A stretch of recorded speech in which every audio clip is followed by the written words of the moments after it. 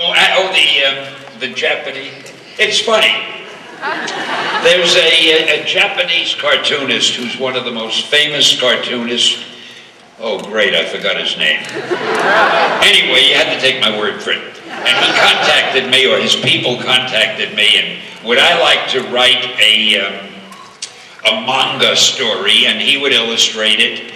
And I said, I'll come up with the idea. I'll give you the characters and the concept, but I won't have time to write it after that. They said, that's okay, he'll write it also. He's a writer as well as an artist.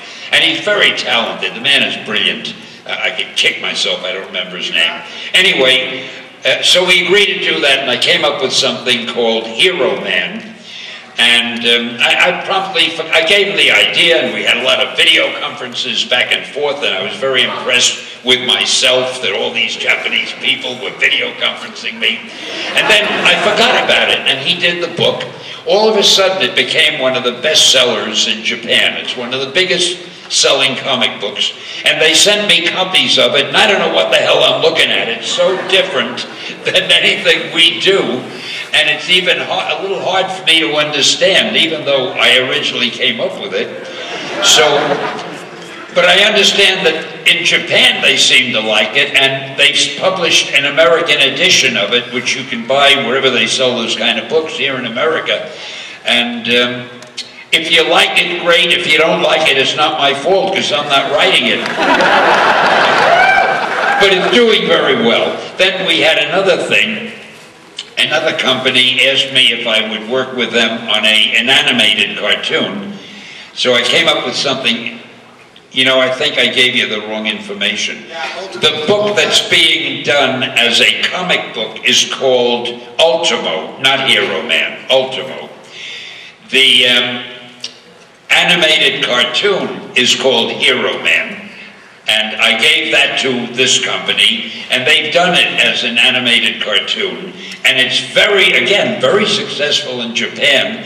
And now it's being considered by one of the networks here as a cartoon. They're going to do it in English. So I'm kind of excited about that, especially because one of the characters was drawn to look like me. So I'll have a cameo. Oh, I even have a cameo in Ultimo. Yeah, you are the guy who creates all the characters. There's a man who knows.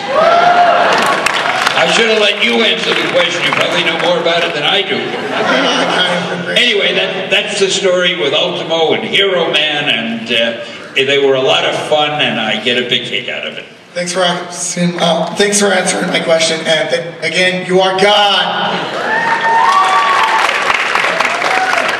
Stanley, I have to thank you for all the characters you created that inspired me to conquer my high-functioning autism. I wouldn't even be here standing at the microphone if it weren't for that.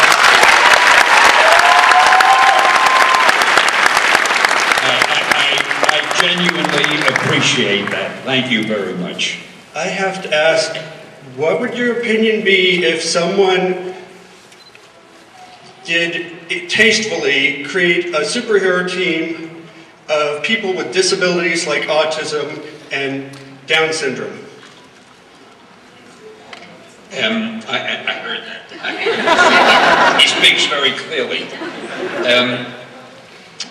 If it could be done, it would be a great idea. I didn't go that far. I tried a little bit. I came up with a blind superhero, Daredevil. And I came up with a guy who had a bad heart, Tony Stark. But I never thought to go as far as what you're suggesting. You know, I'm going to think about that and talk to some people back at the office, and who knows, maybe we'll come up.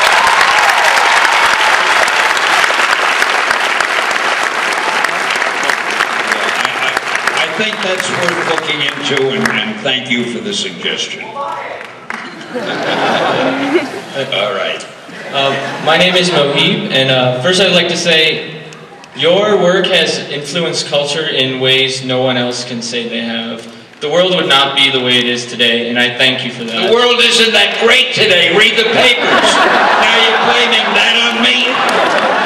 It wouldn't It would be worse off without you. Okay, thank you. My question is, and I might get condemned for this one, who is your favorite DC character if you had to choose, and what Marvel superhero could take him down?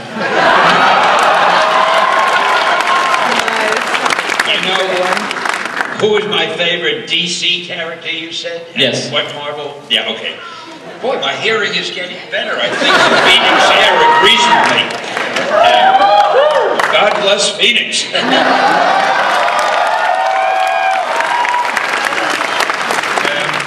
right, let me think about that for a second. First of all, I have to confess something to you.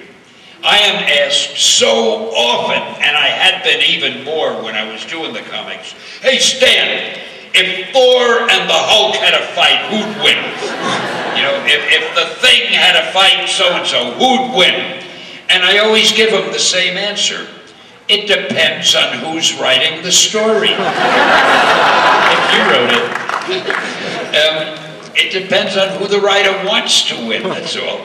As far as my favorite Marvel, DC, you know who my favorite DC character was? And I can't even remember his name. He was a character, a few years ago, they were making a number of books of him. I don't know if they're still... He was like an alien who was very tough, and he was more of a villain than a hero. And the artwork was beautiful, and he was a mangy, rotten, very powerful guy. What was it? Logo. Something Logo, something like that. You know who I mean?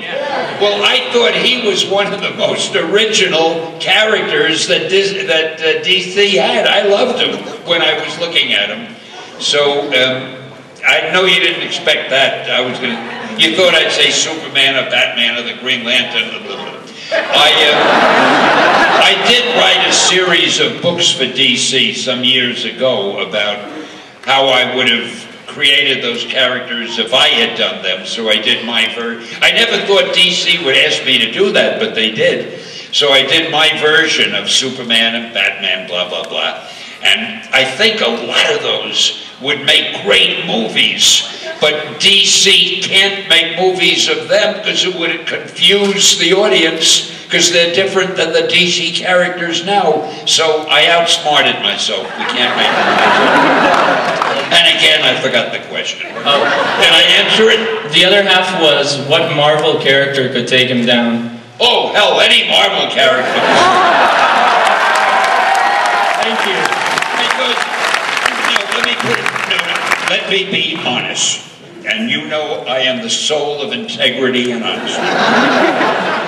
If a Marvel writer writes the story, any one of our characters could take them down. If a DC writer writes the story, any one of their characters. It depends on who's writing the story, that's all. Thank you. Okay. Hi, Mr. Lee. My name's Rebecca, and I was just wondering, you know, you're like a phenomena. Like, you're one of those people that will be remembered forever, and you've done so much for the comic community, and I was just wondering, out of the millions of things that you've created in all of your life, what was your favorite? Like, what was your most memorable comic that you created? You know, people ask me that, and I try to answer it. And sometimes I'll say, you're asking my most favorite comic book? Yeah, like your most memorable Memorable? I'll sometimes say The Silver Surfer. And then I think, gee, there was a story I wrote for Daredevil where he protects a blind cop. I really loved that story. And then I'll think, I love the introduction of Galactus in this Fantastic Four with the Silver Surfer. And then I'll think, but boy, that first Spider-Man story. And I can't answer it because I've come to a terrible conclusion. I am my biggest fan, and I love everything.